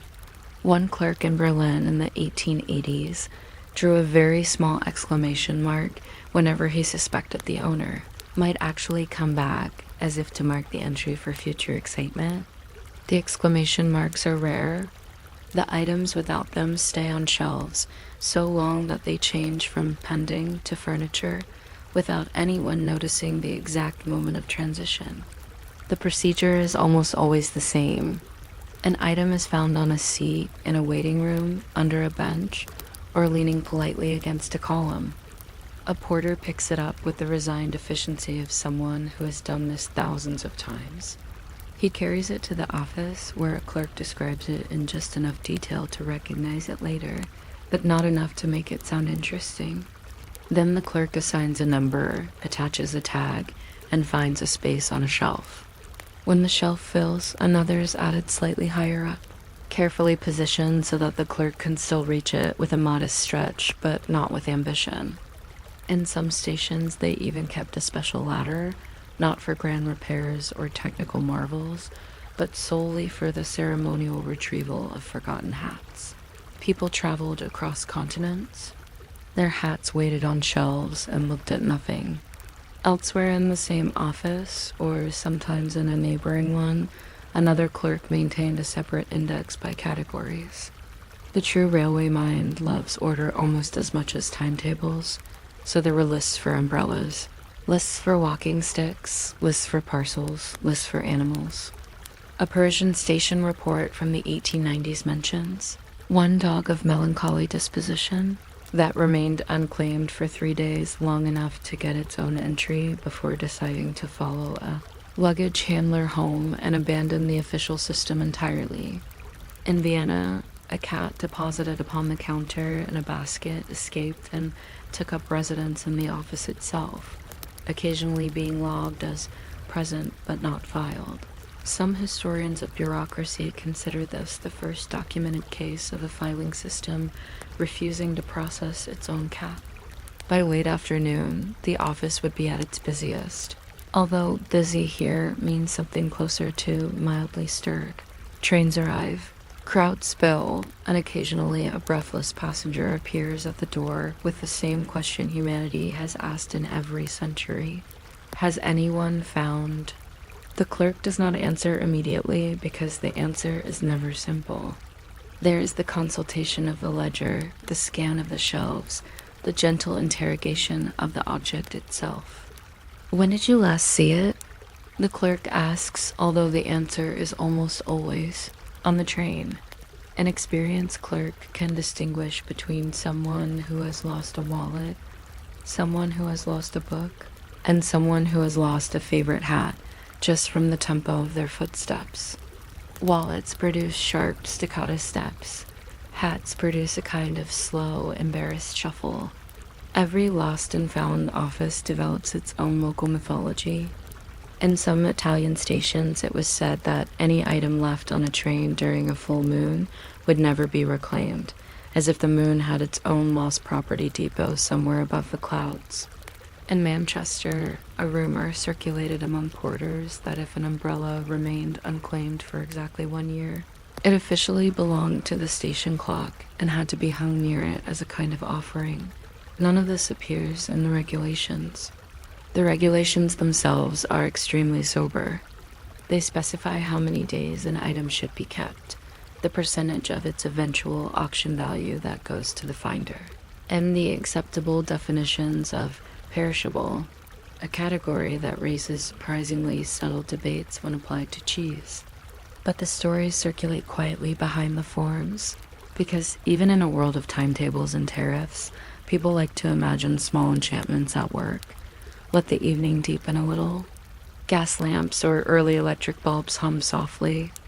The rush of departures thins, the waiting rooms empty, and the lost and found office begins its slow inventory of the day. A clerk takes down each new item from the intake table and decides where it belongs. Clothing tends to one side, umbrellas to another, parcels to a third. There is always one corner reserved for miscellaneous, which is where history becomes truly boring and therefore strangely fascinating.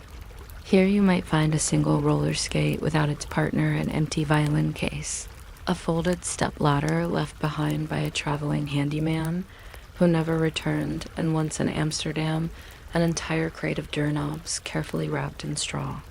No explanation, just a neat label. Crate, containing objects resembling door handles. Origin uncertain. The clerks, sitting at their desks under the dim light, gradually become experts in absence. They know that some things are lost repeatedly. One man forgets his umbrella every Monday for 3 weeks, as if Monday itself erases memory. A woman mislays the same bag twice in different compartments and recovers it both times from the same patient clerk, who begins to greet her with the quiet familiarity usually reserved for distant cousins. Tickets, once used, are rarely handed in. Pipe smokers lose their pouches more often than their pipes. Students lose their notes more often than their textbooks, and children mislay small toys in ways that suggest a secret research program into the aerodynamics of boredom. If anyone ever wants to reconstruct the true emotional map of 19th century travel, the Lost and Found ledgers would be an unexpectedly accurate guide. Sometimes, months later, an item resurfaces in the memory of its owner.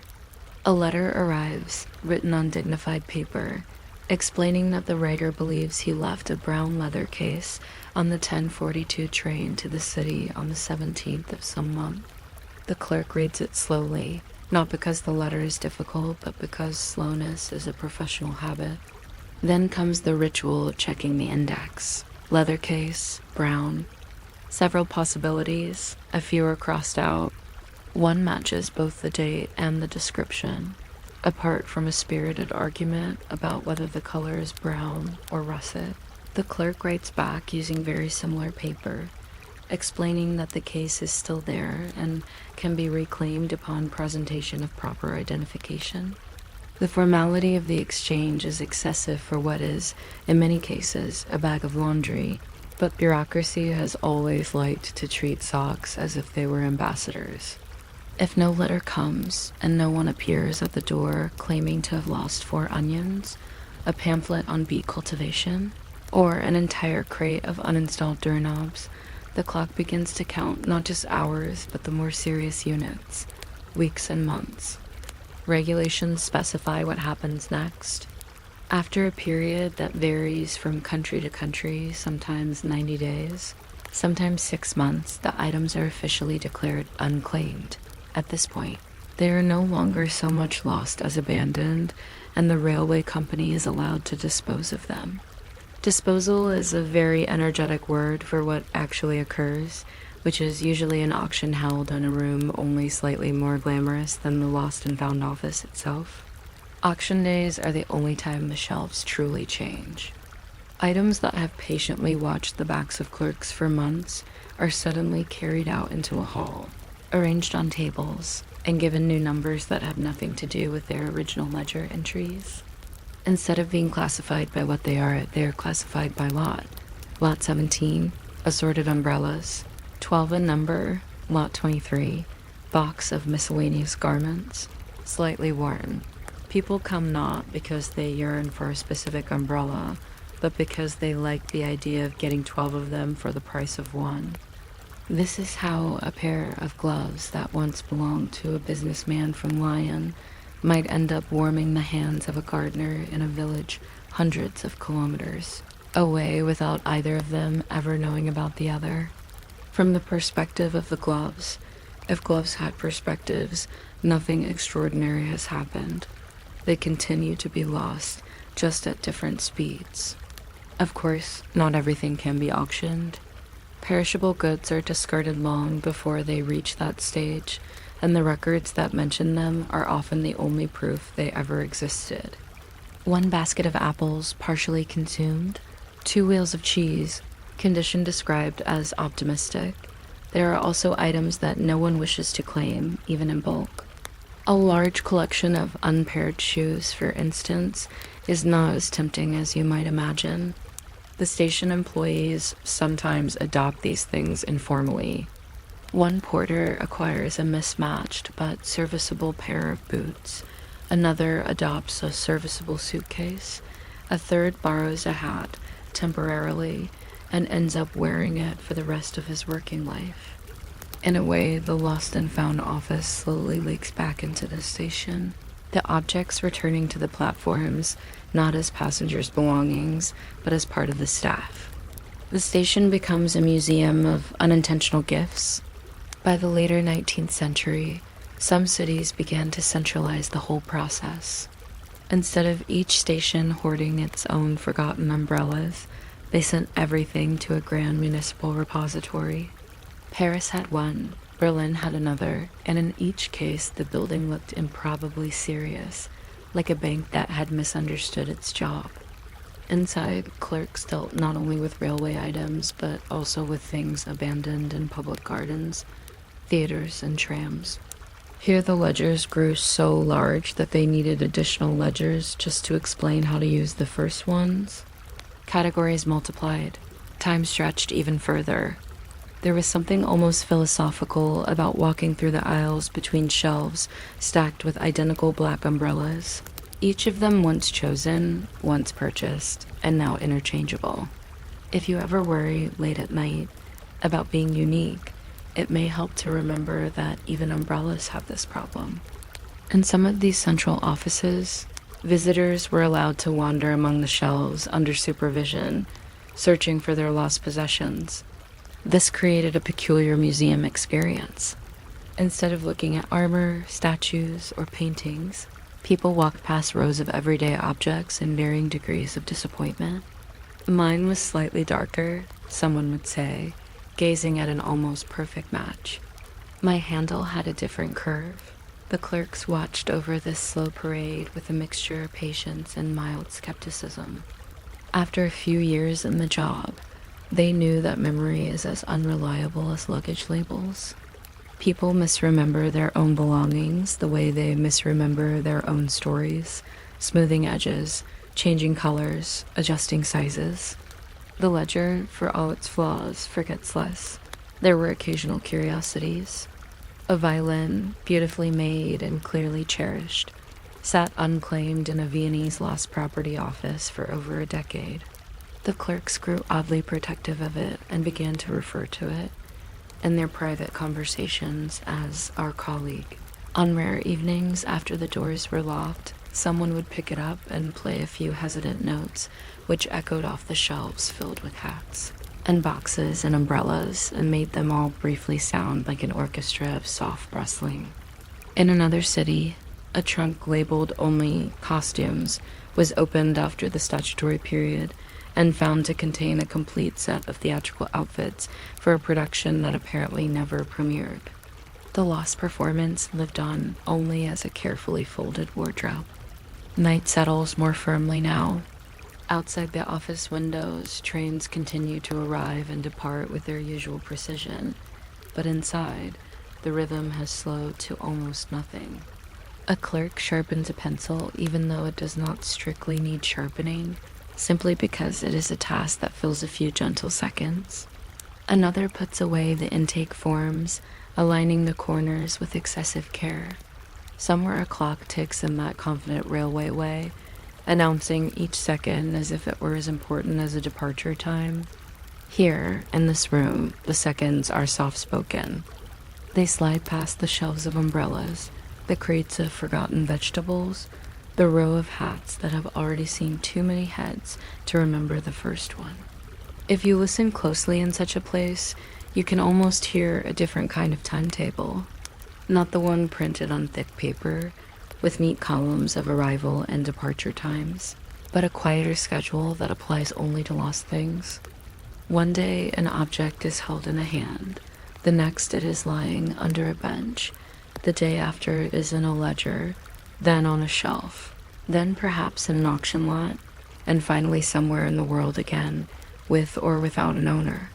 It is a slow circulation, more like sediment settling than like traffic. The clerks do not philosophize about this, they simply tag and shelve and record. But the pattern is there, humming softly beneath the ink. So the night thickens, and the last train of the day pulls away, taking with it a few more items that do not yet know they are destined for the ledger. The lamps in the office are turned down. Chairs are tucked back under desks. The shelves stand quietly, their burden of umbrellas and boxes and lonely shoes perfectly balanced. Tomorrow the doors will open again, and people will step in with that familiar mixture of hope and resignation, asking whether the station has, by any chance, found what they have lost. Most of the time the answer will be a polite no, sometimes a surprised yes, and always, somewhere in the background, the steady breathing of a system that has turned forgotten objects into a slow, soothing ritual. Out in the dark, the tracks stretch away under the stars, carrying trains full of passengers who stare out of the windows, hold onto their bags a little tighter, and occasionally fall asleep. Inside their luggage, socks and books and umbrellas are temporarily safe. In the small office behind the corridor, the ledgers rest on their shelves, their ink drying imperceptibly, their pages full of objects that have left no other trace.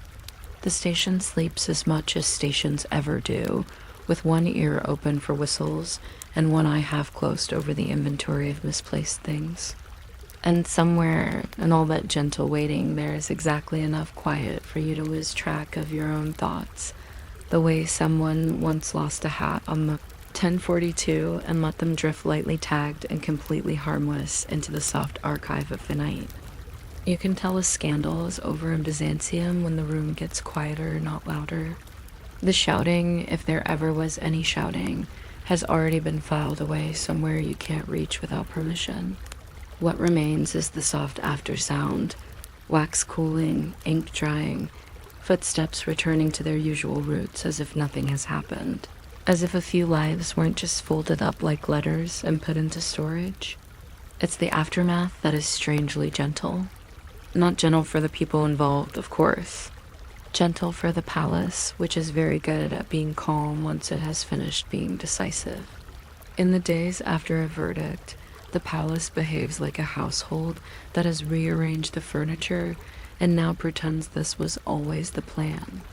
Doors open and close again on their ordinary schedule.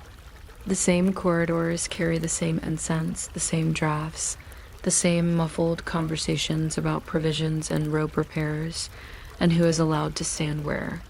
Only the smallest details change. A name disappears from a list. A face stops appearing near a doorway where it used to hover.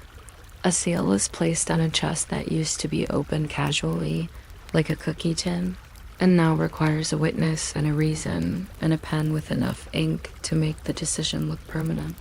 This is where morality enters as a kind of administrative tool, not unlike a very stern label. Byzantium has an entire vocabulary for order, and moral language fits neatly inside it, like a document inside a ribbon-tied bundle. You don't just condemn someone for an act. You condemn them for what the act suggests about discipline, and what discipline suggests about loyalty, and what loyalty suggests about the safety of the throne. It's a chain of meanings that can be copied, stamped, and repeated. If you are still awake while all this meaning is being politely stacked, you can subscribe if you like. Or don't. The empire ran perfectly well without your subscription, and so will you. Punishment in these cases often sounds very dramatic on paper and very practical in practice. A demotion can be described in a single line, but it is a whole new way of living. Your place in ceremonies changes. Your distance from the emperor changes. Your right to speak first, or to stand closer, or to wear a certain belt changes. Byzantium is a world where rank is not just a concept but a physical geometry. You feel it in how many steps you're allowed to take before someone clears their throat and reminds you, softly, that your steps have been reassigned. Sometimes the sentence is not simply go away, but go away in a specific direction. Exile is common, and exile is rarely romantic. It isn't windswept cliffs and noble solitude. It is paperwork, a small escort, a list of permitted belongings, and a destination that is chosen not for scenery, but for inconvenience. A person can be sent to a monastery, which sounds peaceful until you realize it is peaceful in the same way a locked drawer is peaceful. Quiet is very easy to achieve when you remove choices. Monasteries provide that service. They also provide the useful moral language of repentance, which is like a seal you can apply over political necessity and call it mercy. The church here does not always oppose the state. Often it provides the vocabulary the state needs. Canons, penitential rules, and the comforting notion that sin can be measured like grain can all be made to serve the same filing cabinet.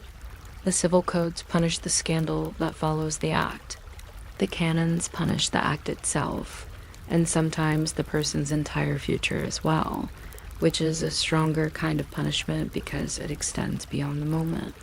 A penalty might include being barred from communion for a time, or being required to perform penance, or being forced into a clerical role that looks holy and feels like a sideways exile. It's the kind of system where even forgiveness has a schedule.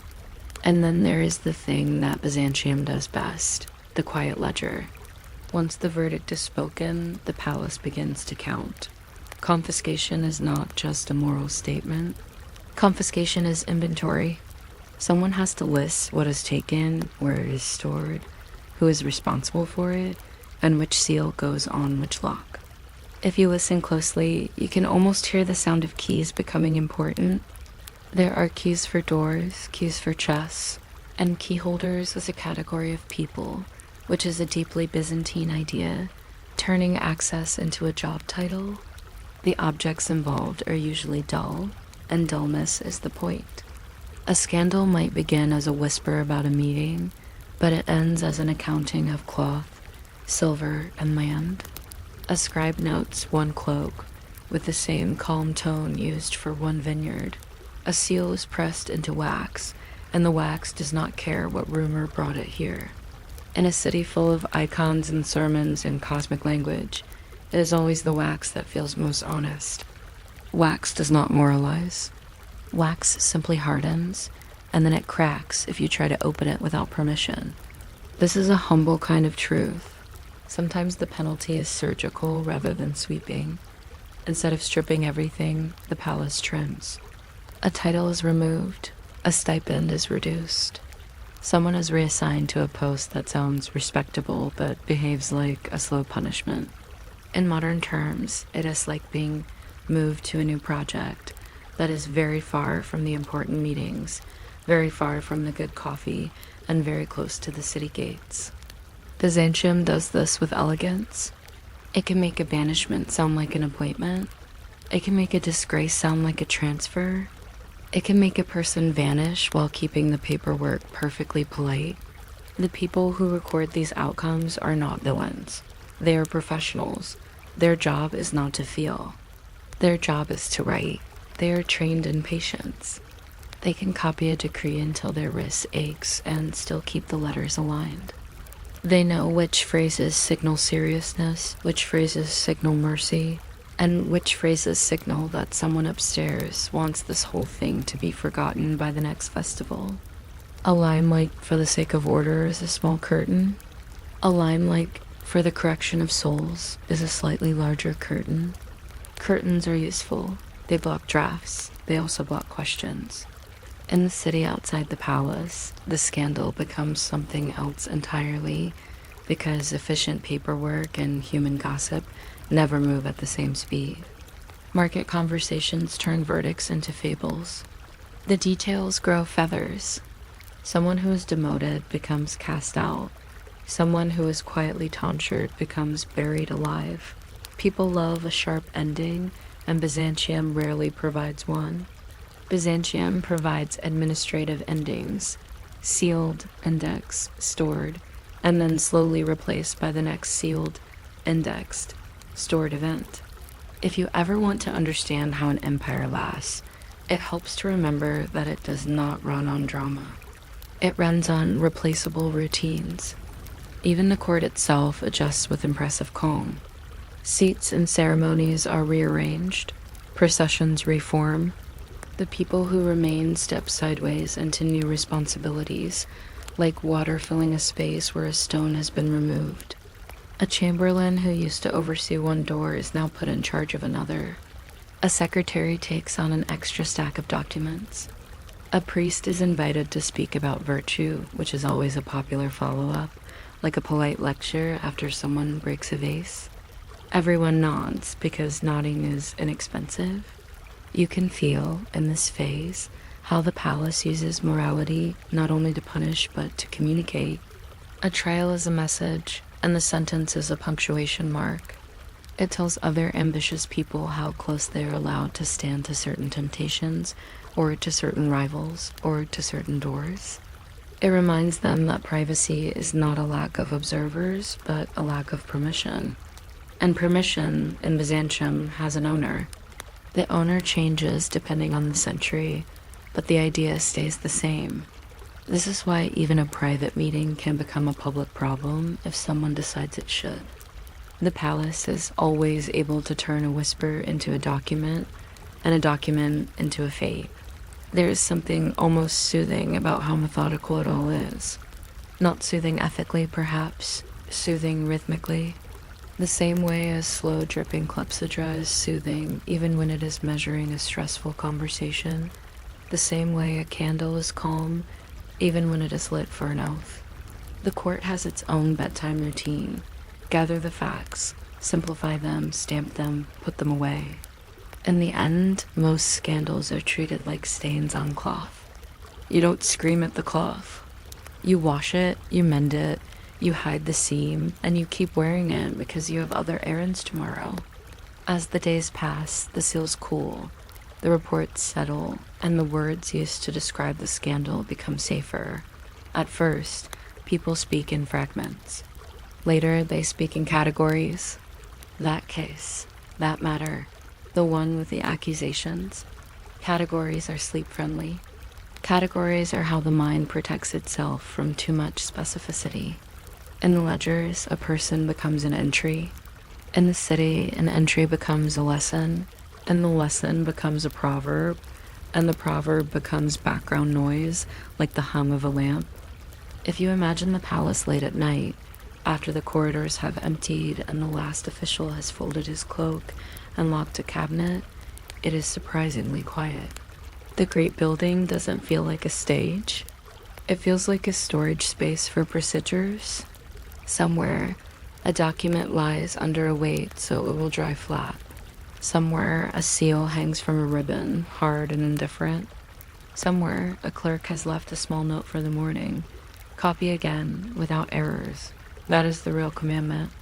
Not be pure, not be loyal, but copy again, without errors. The empire can endure many sins. It cannot endure incompetent handwriting. And now, gently, you can make a small oath of your own, the kind that costs nothing and carries no penalty. Keep facts in one jar and keep motives in another. Facts are the rooms, the ranks, the statutes, the seals, the dates written carefully in the margin. Motives are the whispers that look different depending on who is holding them. If a verdict feels loud, look for the corridor that made it possible. Count the doors. Notice who holds the keys. In Byzantium, keys are almost always a summary of power, and power is almost always the quiet reason behind a public moral story. Let this be a soft habit, a bedtime habit. When you hear about an outrage, imagine the ink. When you hear about a punishment, imagine the inventory.